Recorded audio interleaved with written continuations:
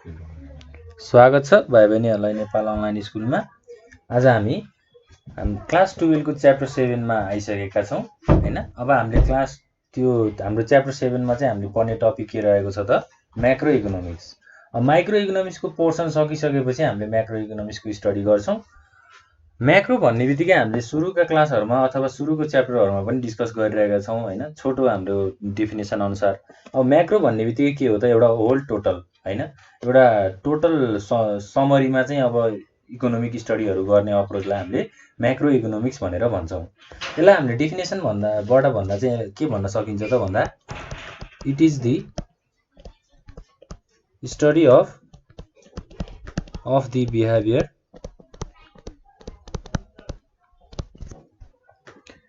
As a whole economy such as के हुनसक्छ त हाम्रो होल इकोनोमीमा नेसनल इन्कम हुनसक्छ एउटा हैन, त्यसै गरी टोटल कन्जम्सन,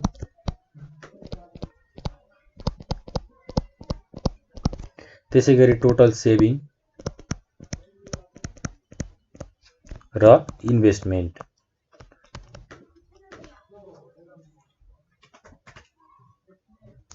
इन्भेस्टमेन्टको कुराहरू भयो हैन, र टोटल इम्प्लोइमेन्ट,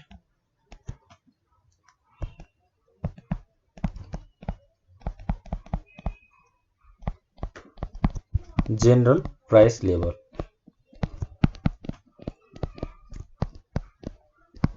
एटसेट्रा हैन। म्याक्रो इकोनोमिक्स भनेको चाहिँ के रहेछ त, study of behaviour as a whole economy हैन। हाम्रो अब एउटा कन्ट्रीको अथवा एउटा नेसनको चाहिँ होल इकोनोमीलाई चाहिँ स्टडी गर्ने के कुराहरू स्टडी गर्दो रहेछ त, नेसनल इन्कम स्टडी गर्ने रहेछ, टोटल कन्जम्सन भनेको चाहिँ अब कस्टमरहरूले अथवा जेनरल पब्लिकले चाहिँ कति कन्जम्सन गरे हैन, एउटा त्यो टोटल समेसन निकाल्ने, त्यसै गरी टोटल सेभिङ हैन, सेभिङ कति भएको छ त्यो टोटल सेभिङको कुराहरू, र इम्प्लोइमेन्ट हैन, त्यसपछि इन्भेस्टमेन्ट कति भयो, एउटा होल टोटल समेसनको रूपमा चाहिँ यसले हेर्छ। अब म्याक्रो इकोनोमिक्सलाई हामीले यसलाई एकदम ब्रोड सेन्सबाट हेर्दाखेरि चाहिँ यसको छुट्टै मिनिङहरू पनि छ हैन। जस्तै अब माइक्रो इकोनोमिक्स भनेको त अब एउटा इन्डिभिजुअल अथवा एउटा कन्ज्युमरको स्टडी गर्ने भनेर भनेका थियौँ। म्याक्रो इकोनोमिक्स भनेको चाहिँ अब यसमा गभर्मेन्टको रोलहरू पनि आउँछ हैन। जस्तै हाम्रो गभर्मेन्टले के गर्छ त, नेपालको कन्डिसनमा सबै डिस्ट्रिक्ट अफिसहरूमा उसले रुल्स र रेगुलेसन्सहरू लगाएर उनीहरूको रेस्पोन्सिबिलिटी अथवा आफ्नो दायित्वहरूलाई पुरा गरेर काम गर्छन् हैन। माइक्रो इकोनोमिक्स भएन भने म्याक्रो इकोनोमिक्सको कुनै पनि काम छैन, किनभने माइक्रो इकोनोमिक्सले जुन इन्डिभिजुअल एउटा डेटा निकाल्छ त्यो डेटाको अप्रोचमा चाहिँ म्याक्रो इकोनोमिक्सले काम गर्ने हो हैन। त्यही भएर हामीले माइक्रो इकोनोमिक्स गरिसकेपछि अथवा माइक्रो इकोनोमिक्स पढिसकेपछि म्याक्रो इकोनोमिक्समा आउनुपर्छ। अब म्याक्रो इकोनोमिक्सलाई हामीले के पनि भन्न सक्छौँ त भन्दा, it is also called income theory. Macro इकोनोमिक्सलाई चाहिँ के पनि भन्न सकिन्छ त, इन्कम थ्योरी पनि भनेर भन्न सकिन्छ। Which looks at the total economy हैन, total output and income, the level of employment and unemployment हैन, amount of money in circulation. यी सबै कुराहरू के हो त, एउटा हाम्रो म्याक्रो इकोनोमिक्सको ड्युटिजहरू हो। अब म्याक्रो इकोनोमिक्सलाई इन्कम थ्योरी भनेर भनियो हैन, त्यो कुरा पनि भयो।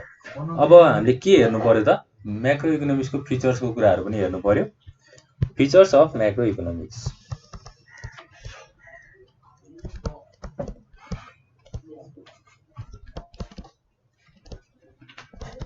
फर्स्टमा कुन पोइन्ट आउँछ त हाम्रो, it studies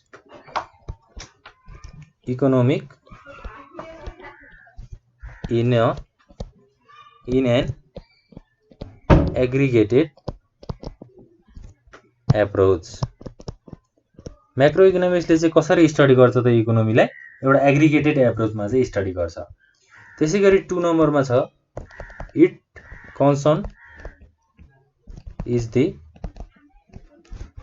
concern is the analysis of the behaviour.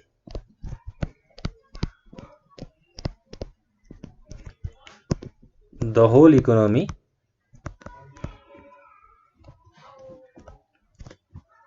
At a time.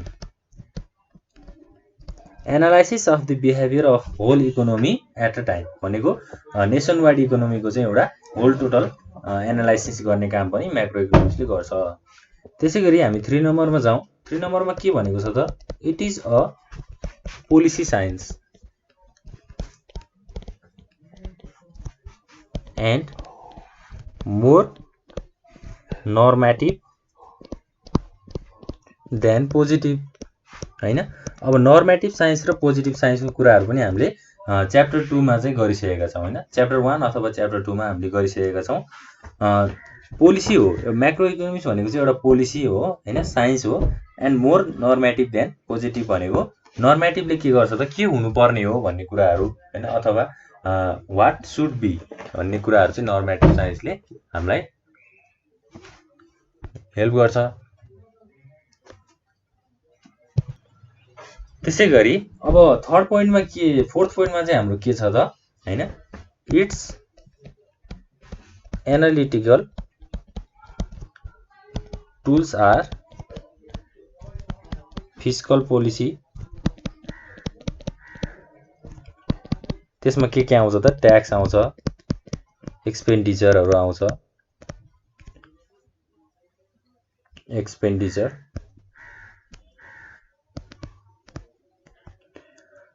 And monetary policy.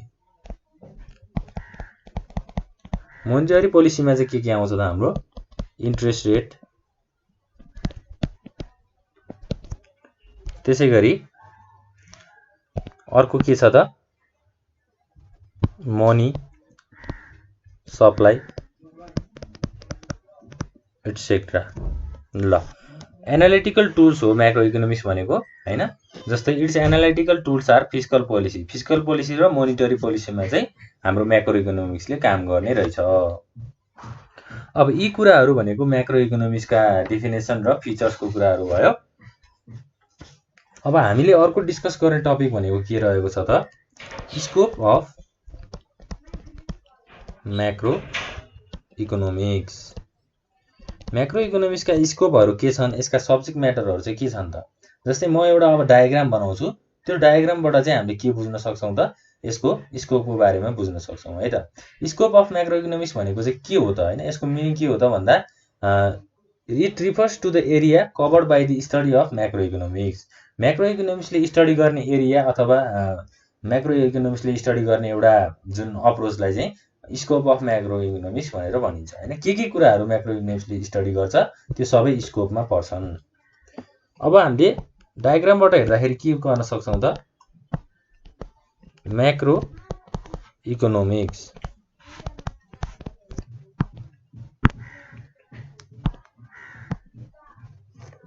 यो भयो हैन।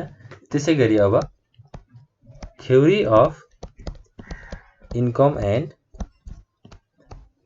इम्प्लोइमेन्ट।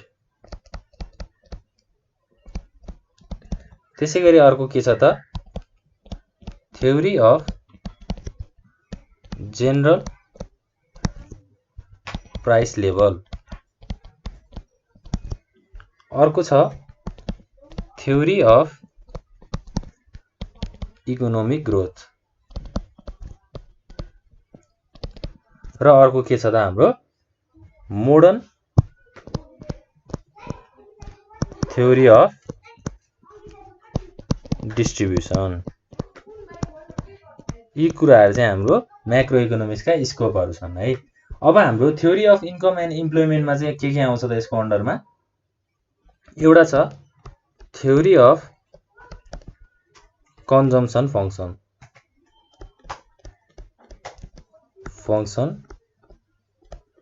त्यसै गरी अर्को छ थ्योरी अफ इन्भेस्टमेन्ट र अर्को छ त हाम्रो बिजनेस साइकल।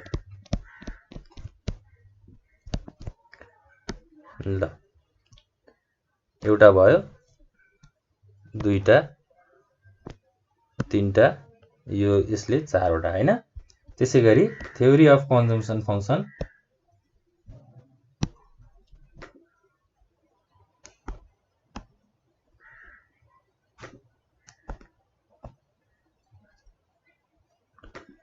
ल हाम्रो S2 डायग्राम अनुसार अब हामीले यो हेर्दै जान्छौँ, बुझ्दै जान्छौँ। यसको अन्डरमा 3टा भयो। थ्योरी अफ इन्कम एन्ड इम्प्लोइमेन्टले चाहिँ अब के भन्छ त हैन, factors or variables that determine the level of income and employment in the economy are studied under macro economics हैन। इन्कम एन्ड इम्प्लोइमेन्ट चाहिँ हाम्रो म्याक्रो इकोनोमिक्सको अन्डरमा हामीले स्टडी गर्छौँ अथवा डिटरमाइन गर्छौँ भनेर भनेको छ हैन। अब त्यसपछि के छ त हाम्रो theory of general price level. General price भनेको अब गुड्स सामानहरूको जेनरल प्राइस लेभललाई चाहिँ अब मेजर गर्ने अथवा त्यसलाई डिटरमाइन गर्ने हैन। Inflation and deflation are important subject matter of general price level. General price लेभलको इन्फ्लेसन र डिफ्लेसन भन्ने चाहिँ के छ त एउटा हाम्रो इम्पोर्टेन्ट सब्जेक्ट म्याटर छ हैन। Inflation is cause by continuous increase in general price level. Inflation चाहिँ कसरी आउँछ त हाम्रो continuous increase in general price level हैन, त्यो इन्क्रिज कन्टिन्युसली बढ्दै गयो भने के हुन्छ त इन्फ्लेसन हुन्छ। त्यसै गरी डिफ्लेसन भनेको चाहिँ के हो त it is the situation of continuous decrease in general price level हैन। प्राइस लेभलमा कन्टिन्युसली डिक्रिज भयो हैन, त्यो घट्दै गयो भने के हुन्छ त डिफ्लेसन आउँछ। त्यसपछि हाम्रो थर्ड नम्बरमा के थियो त थ्योरी अफ इकोनोमिक ग्रोथ। अब थ्योरी अफ इकोनोमिक ग्रोथले के भन्छ त भन्दा हाम्रो रिसेन्टली अब इकोनोमिक ग्रोथको मिन्स भने के हो त it means sustain increase in real national income. National इन्कमको चाहिँ एउटा सस्टेन इन्क्रिज भनेको एकदम फ्लोमा इन्क्रिज भएको भनेर बुझ्नुपर्छ हैन। Or real per capita income over a period of time हैन। पर क्यापिटा इन्कम चाहिँ अब कसरी राइज भइरहेको छ, पर क्यापिटा इन्कमको के हो मेन अप्रोचहरू हैन, के कुराहरू भइरहेको छ भनेर इकोनोमिक ग्रोथलाई पनि म्याक्रो इकोनोमिक्सले स्टडी गर्नलाई हेल्प गर्छ। त्यसपछि थ्योरी अफ हाम्रो डिस्ट्रिब्युसन छ। थ्योरी अफ डिस्ट्रिब्युसनले चाहिँ के भन्छ त भन्दा अब डिस्ट्रिब्युसनमा पनि हाम्रो नेसनल इन्कमलाई चाहिँ कसरी डिस्ट्रिब्युट गरिन्छ हैन। त्यसपछि अब हाम्रो ल्यान्डलर्ड्स, लेबरर्स, क्यापिटलहरूलाई अब नेसनल इन्कमको बारेमा कसरी एक्सप्लेन गरिन्छ भन्ने कुराहरू चाहिँ थ्योरी अफ डिस्ट्रिब्युसनले बताउँछ है त। ल अब थ्योरी अफ इन्कम एन्ड इम्प्लोइमेन्टमा 3टा कुराहरू थियो, theory of consumption function, theory of investment र बिजनेस साइकलको कुराहरू त्यो भइहाल्यो हैन त। अब म्याक्रो इकोनोमिक्समा युज हुने बेसिक कन्सेप्टहरू चाहिँ के हो त basic concept used in macro economics.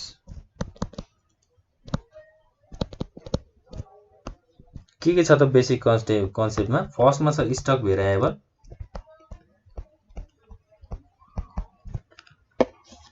हैन। त्यसपछि 2 नम्बरमा छ फ्लो भेरिएबल,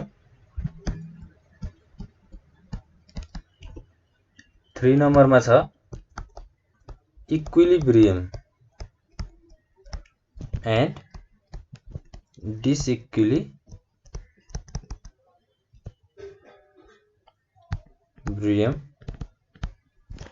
हैन। त्यसपछि छ अर्को अब इन्फ्लेसन हैन, त्यसपछि बिजनेस साइकल, यी सबै कुराहरू छ। अब हामीले फर्स्टमा कुरा गर्ने के छ त स्टक भेरिएबल हैन। स्टक भेरिएबल भनेको चाहिँ के हो त अब म्याक्रो इकोनोमिक्सले के कुराहरू युज गर्छ जस्तै एग्रिगेट कुराहरू चाहिँ म्याक्रो इकोनोमिक्सले युज गर्छ। ज macro economics use certain aggregates called macro economics variables to assess the performance and analyse the behaviour of an economy. इकोनोमीको बिहेभियरहरूलाई एनालाइज गर्नको लागि, पर्फर्मेन्सहरू थाहा पाउनको लागि म्याक्रो इकोनोमिक्सले चाहिँ एउटा सर्टेन एग्रिगेट्स चाहिँ फलो गर्छ, जसलाई हामीले के भन्छौँ त म्याक्रो इकोनोमिक्स भेरिएबल्स भनेर भन्छौँ। अब त्यो मध्ये चाहिँ अब out of them 2 of the most frequently use concept in macro economics are stock and flow variables हैन। अब स्टक भेरिएबलले चाहिँ के भन्छ त it is the quantity of a variable given at a point in time भनेको टाइममा दिने एउटा क्वान्टिटी हैन लाई चाहिँ हामीले के भन्छौँ त स्टक भेरिएबल्स भनेर भन्छौँ। अब इक्जाम्पलमा हामीले भन्दाखेरि चाहिँ के भन्न सक्छौँ त जस्तै number of books in a library in a particular date is a stock variable हैन। एउटा पार्टिकुलर डेटमा भएको हाम्रो लाइब्रेरीमा भएको बुक्सलाई चाहिँ के भन्न सकिन्छ त स्टक भेरिएबल भनेर भन्न सकिन्छ। जस्तै the total money supply, total bank deposit, total wealth, total डेब्ट इन्भेन्टरी हैन, यी सबै कुराहरू एउटा के हो त स्टक भेरिएबलको चाहिँ इक्जाम्पलहरू हो।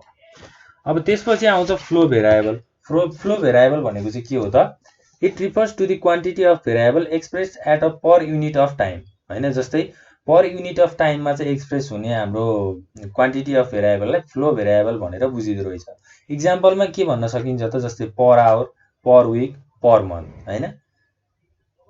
अब variables that are measure with reference to a given or specific period of time are flow variables भनेर पनि हामीले बुझ्न सक्छौँ है। कुनै एउटा स्पेसिफिक टाइममा चाहिँ अब भेरिएबलहरूको मेजर गरिन्छ भने त्यसलाई हामीले फ्लो भेरिएबल भनेर पनि बुझ्न सक्छौँ। त्यसै गरी थर्डमा छ इक्विलिब्रियम एन्ड डिसइक्विलिब्रियम। अब इक्विलिब्रियम भनेको के हो त, इक्विलिब्रियम भन्ने बित्तिकै हामीले इक्वल ब्यालेन्स भनेर बुझ्नु पर्यो सुरुमा हैन। It refers to a position in which opposite economic forces such as demand and supply are in balance. Demand र सप्लाई चाहिँ ब्यालेन्समा छ, there is no inbuilt tendency हैन। अरू कुनै फ्याक्टरहरूले चाहिँ असर नगर्ने, डिमान्ड र सप्लाईको चाहिँ एकदम एउटा इक्विलिब्रियम भनेको इक्वल ब्यालेन्स छ भने त्यसलाई हामीले इक्विलिब्रियम भनेर बुझ्न पनि सक्छौँ। हामीले योभन्दा अघिल्लो क्लासमा पनि इक्विलिब्रियमको कुराहरूको चाहिँ डिस्कस चाहिँ गरिसकेका छौँ।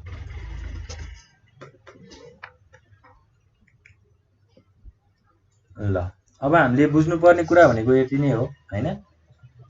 फोर्थ नम्बरमा हाम्रो के छ त, इन्फ्लेसन छ एउटा। इन्फ्लेसन भनेको चाहिँ के हो त, rapid increase in general price level. General price level चाहिँ अब ऱ्यापिडली इन्क्रिज छ भने त्यसलाई हामीले इन्फ्लेसन भन्छौँ। त्यसै गरी फिफ्थ नम्बरमा छ जिडिपी। जिडिपी भनेको के हो त, ग्रस डोमेस्टिक प्रोडक्ट हैन। GDP is the money value of all final goods and services produced within the domestic boundary of a country। एउटा कन्ट्री भित्र रहेर ड्युरिङ अ इयर भनेको त्यो इयर भित्रको चाहिँ अब फाइनल गुड्स एन्ड सर्भिसेसको भ्यालु हैन, मनी भ्यालुलाई चाहिँ जिडिपीले चाहिँ स्टडी गर्छ अथवा मेजर गर्छ भन्ने कुराहरू हो। त्यसै गरी अब 6 नम्बरमा छ ब्यालेन्स अफ पेमेन्ट।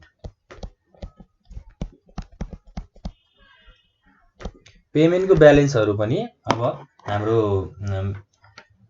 म्याक्रो इकोनोमिक्सको चाहिँ कुराहरू छ। ल यति भयो हाम्रो म्याक्रो इकोनोमिक्सका कुराहरू हैन। Basic concept and used in macro इकोनोमिक्सको कुराहरू पनि भयो। अब हामीले यो क्लासमा डिस्कस गर्ने टपिक भनेको लगभग यति नै हो हैन। अब हामी अर्को क्लासमा चाहिँ के कुराहरूको डिस्कस गर्छौँ त भन्दा क्लोज्ड इकोनोमीको डिस्कस गर्छौँ हैन, त्यसका फिचर्सको बारेमा डिस्कस गर्छौँ। यति भन्दै आजको क्लास यहीँ इन हुन्छ। Thank you.